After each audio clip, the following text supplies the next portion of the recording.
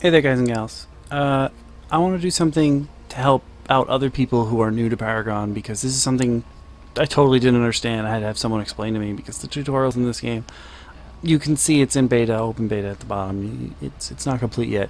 The tutorials for decks specifically are awful, and I could not do anything with the deck at all until my friend Ace, who I will probably be doing more tutorials with because he knows so much about this game.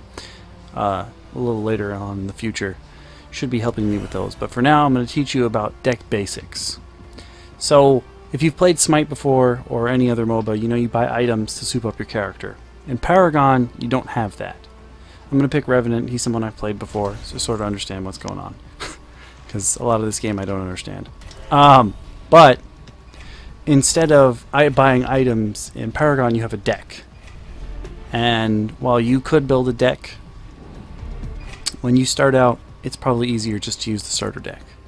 And each of the characters, I think I'm not sure if it's a starter deck related to that specific character, and I haven't found a way to actually view it, but it might just be for that specific class, as opposed to just the character.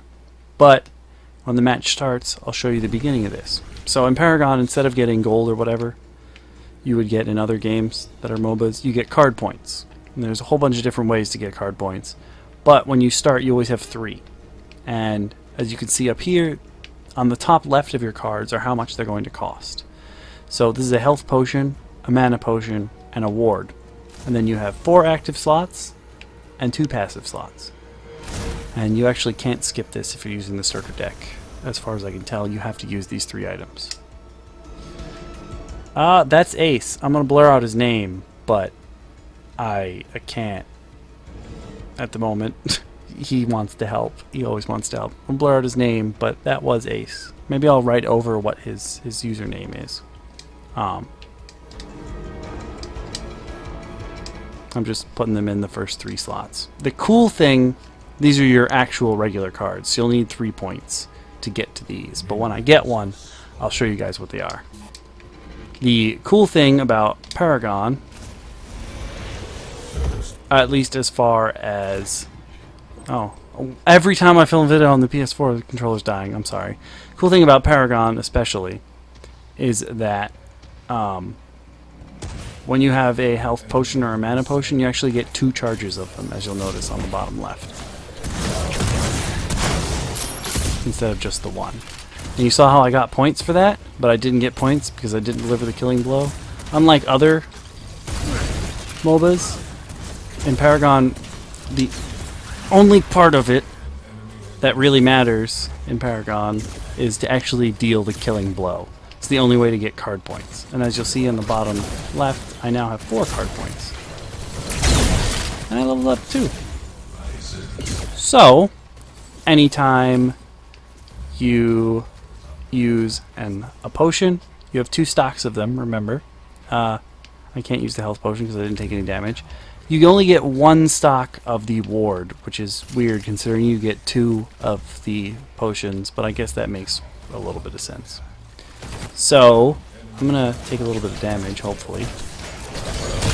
I can show you as I'm getting points. You get card points for killing enemies, you get card points for...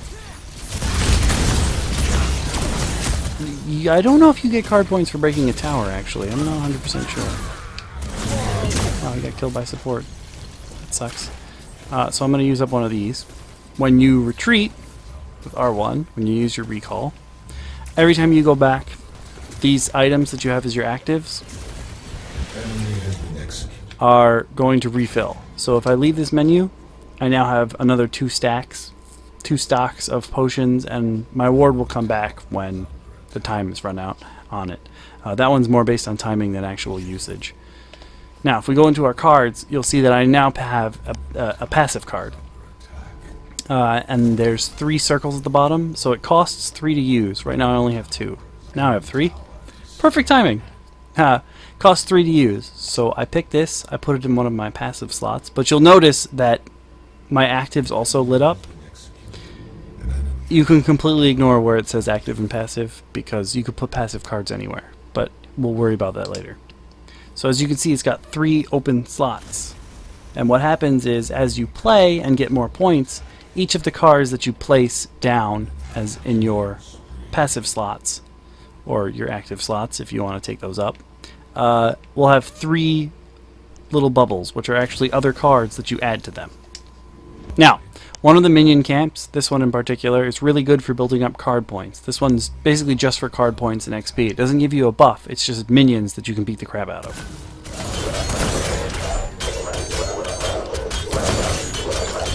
I messed that up, my bad.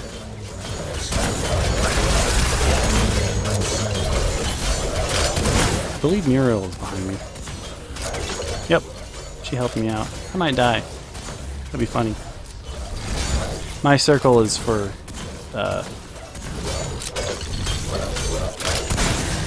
there we go. Those guys are just for card points and XP. I'm gonna go back to base before I get wrecked. I forgot what my abilities are. While I said I know who this character, I've played them before, that doesn't mean I understand them, because I'm an idiot. Sephiroth is definitely the character I've played the most of, which was an entire 3 whole games with him. Now, one thing you're going to have to remember is that where you see your card points down at the bottom, here, let's find out if you get card points for destroying a tower. Yes, you do.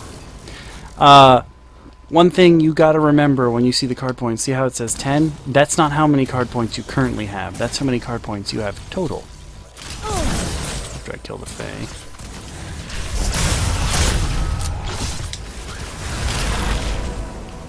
There we go. So like it says 11, but that's not how many I have. Right now I have 5. Once we retreat, I'll show you guys how the other things work. So we have these 3 baubles that are open. We can fill them up with these. Almost complete. We need, what, 1 more card point. We're going to head back. Actually, we're going to kill his rampage. Or maybe Howitzer.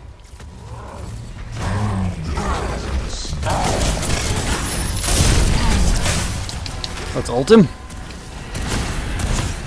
Bye.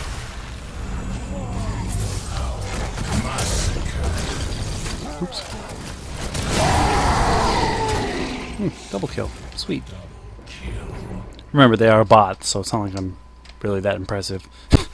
But we're going to go back now that we have a whole bunch of card points.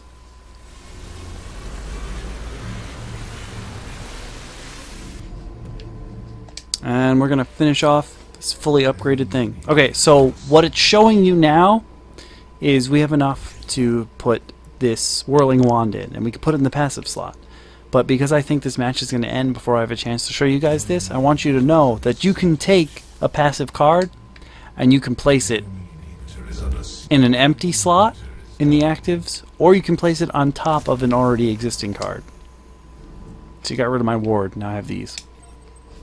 And this is going to be important for later on. Like once you have your 2 cards in the passive slots, one thing they didn't explain is that you can get rid of cards that are already on. You can discard them, but also you can place your passive cards in active slots. Your passive cards can go anywhere. So what was happening was I would get to the end, and then I didn't know that I could place passive cards in active slots. So I would stop being viable like once my 2 passive cards were full, which is something that you don't really have to worry about.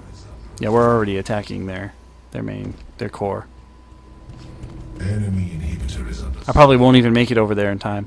But once you fill out your 2 cards, you don't have to stop being viable. Like, you don't have to stop being able to compete. You just move one of your passives to an active card. And you can see that there were only 2. I only had 2 options for passive cards. Once you're in the starter deck and you've fully upgraded those 2 cards, it spawns a whole bunch more. I unfortunately haven't found a way to view the starter deck, or I would show you what it looks like, but I haven't made a deck yet, so I have no idea how that menu looks. But I have heard from Ace that most people don't start making their own decks until they're in silver. So it shouldn't be too much of a problem.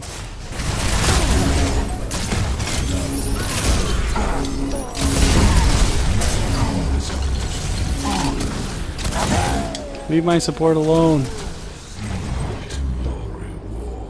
And I hope that this helps some of you guys, because I didn't understand the decks, and until Ace walked me through it, I didn't understand even just the basics of it. I read passives and I read actives, and that's what I went for. So I hope this helped you, and I know this is something that they should, if they're not already planning on implementing it into the game at some point, it's definitely something that needs to be in there. So I hope that you guys, this helps you if you're new to the game, because I definitely needed this. And yeah, if it helped you, leave a like. And if there's something about the game in particular that you want to know about, let me know in the comments below, and I can ask Ace, because I don't know what the hell I'm doing, but Ace knows what he's doing. So Ace will help you out.